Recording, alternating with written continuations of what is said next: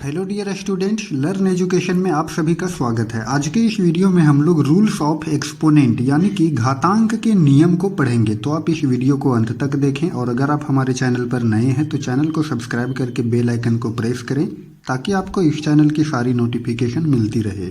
तो चलिए शुरू करते हैं आज की इस वीडियो को।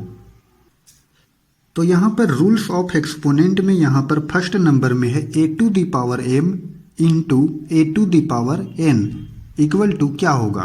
तो यहाँ पर आप ध्यान दीजिए कि यहाँ ये है और इंटू के बाद यहाँ पर ये है, यानी कि ये जो बेस है वो समान है।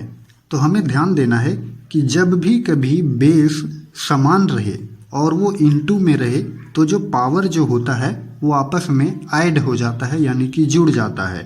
तब ये क्या हो जाएगा, यहाँ भी ये है और यहाँ भी ये है, तब ये हो जाएगा और फिर पावर जो है आपस में जुड़ जाएगा, यानी कि m प्लस n हो जाएगा।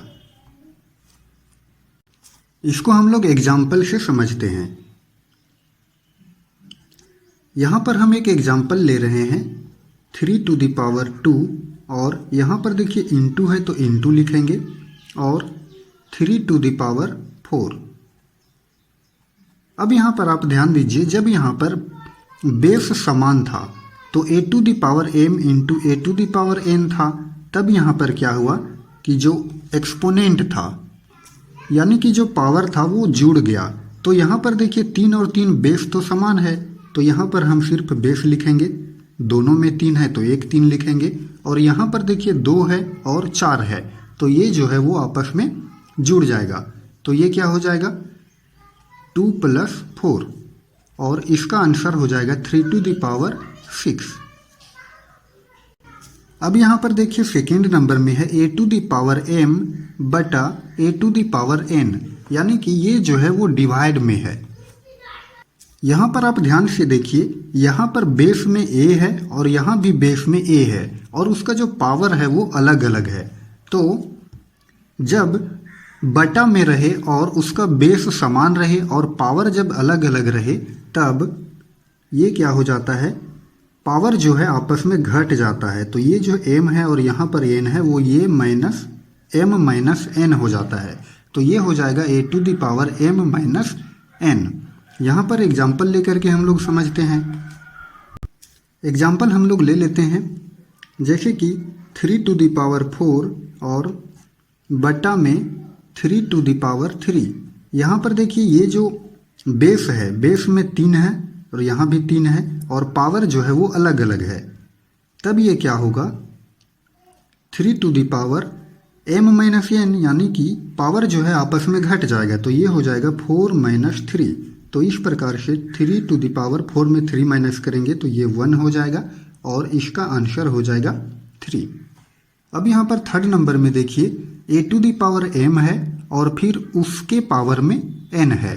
तो जब भी कभी ऐसा आपको दिखे तब क्या होगा, a टू द पावर, ये जो पावर है वो आपस में गुना हो जाएगा। तो ये हो जाएगा a to the power mn, यानी कि m इंटू n करेंगे तब क्या होगा a to the power mn।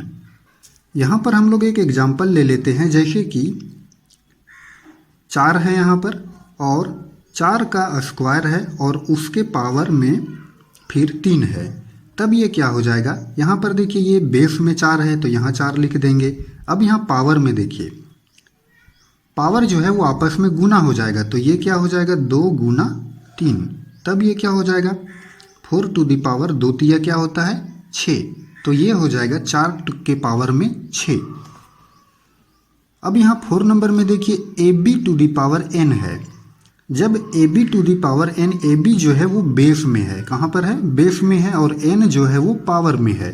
तो जब भी कभी ab to the power n के टर्म में कभी क्वेश्चन दिखे तब हम लोग इसको अलग अलग करके लिख सकते हैं। अलग अलग हम लोग इसलिए करते हैं क्योंकि यहाँ पर a एक अलग संख्या है और b जो है एक अलग संख्या है।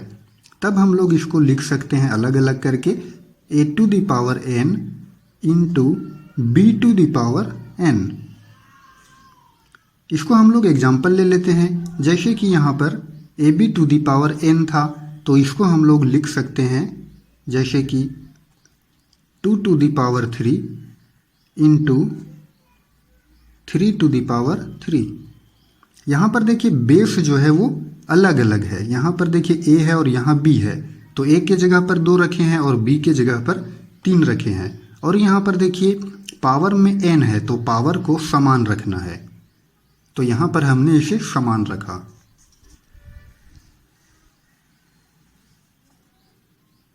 नेक्स्ट है हमारा 5th नंबर में a by B to the power n, यानी कि a बाई बी, यहाँ पर a जो है एक अलग संख्या है और b जो है एक अलग संख्या है और उसके पावर में n है। तब हम लोग इसको लिख सकते हैं अलग अलग करके a to the power n divide b to the power n।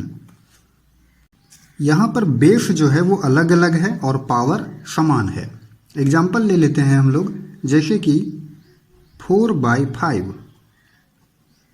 इसके पावर में मान के चलिए कि 3 है।